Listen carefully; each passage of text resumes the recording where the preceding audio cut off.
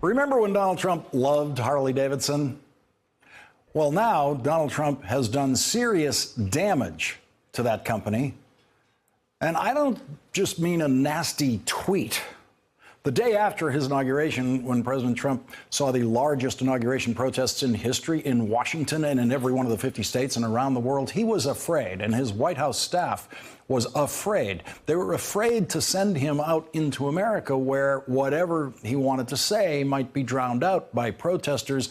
And that is why President Trump's staff canceled his visit to Wisconsin to the Harley-Davidson plant there in the second week of his presidency. And so Donald Trump invited Harley-Davidson executives to the White House to celebrate our iconic motorcycle manufacturer.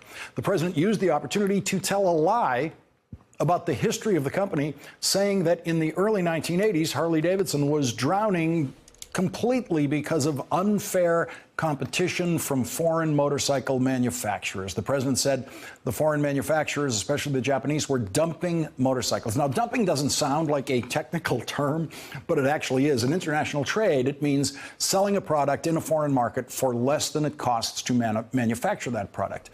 But the truth is, Harley-Davidson, which in 1920 was the largest motorcycle manufacturer in the world, was by 1980 the only American motorcycle manufacturer, and Harley-Davidson made the worst motorcycles sold in the American market then. Japanese motorcycles were better, and German-built BMWs were much better. I owned a couple of British motorcycles in those days, a BSA and a Norton. That's the BSA on the left there of your screen. That's actually in Northern Ireland. And the blue one on the right is the Norton, which was really one of my favorites until I totaled it in a very high-speed accident near Boston, which I was lucky to walk away from.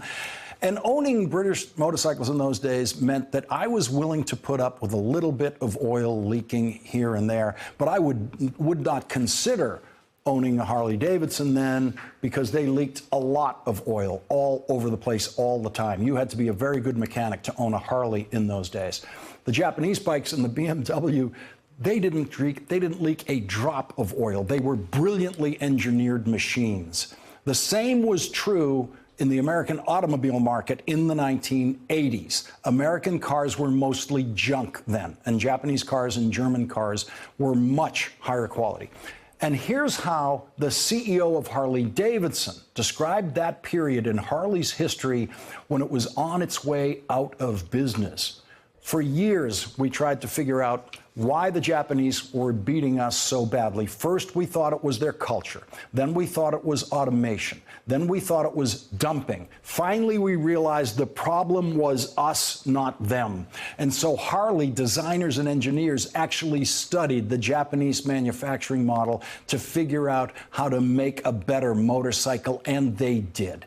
And by the late 1980s, when Harley-Davidsons finally stopped leaking oil, I bought my first Harley-Davidson and then traded that one in for another Harley and have never looked back at foreign motorcycles. Harley-Davidson is a strong company again, making a great product, not despite international competition, but because of international competition. The Japanese and the Germans forced the Americans to make a better motorcycle, and the Americans rose to that challenge.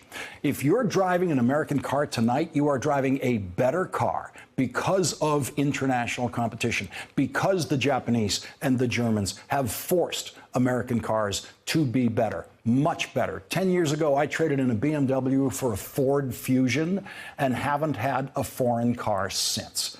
Imagine how bad American cars would be now if they never had to rise to the challenge of competition from high-quality Japanese and German cars. Donald Trump understands none of that. To him, international trade has no complexities and no surprising, unanticipated consequences. If Donald Trump tried to go to the Harley-Davidson engine factory in Wisconsin today, or the Harley-Davidson final assembly plant in York, Pennsylvania today, there would be protests, but they would be protests by people working at Harley-Davidson who will now lose their jobs because of Donald Trump. The European Union, which is Harley-Davidson's single largest foreign market, has imposed new tariffs on American motorcycles, which is to say on Harley-Davidson in retaliation to the illegal tariffs that Donald Trump has imposed on Europe with the false claim that those tariffs are to protect our national security.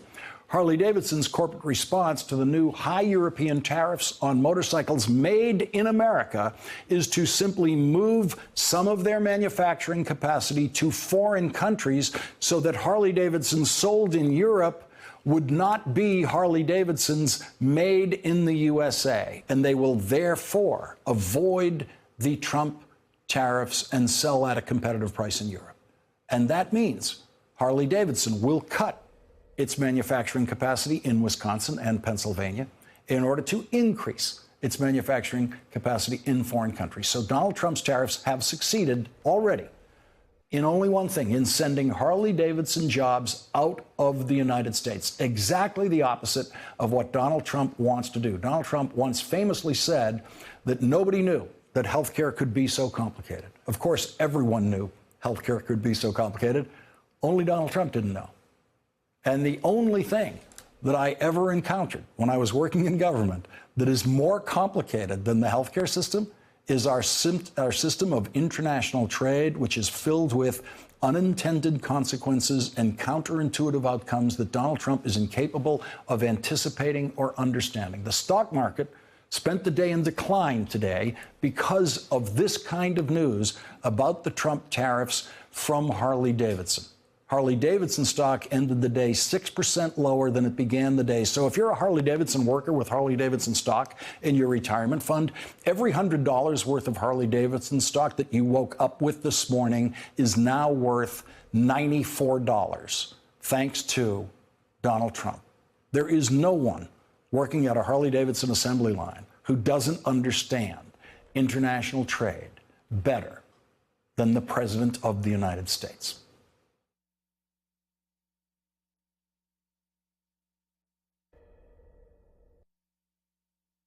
Thanks for checking out our YouTube channel. Subscribe by clicking on the button below for more from The Last Word and the rest of MSNBC.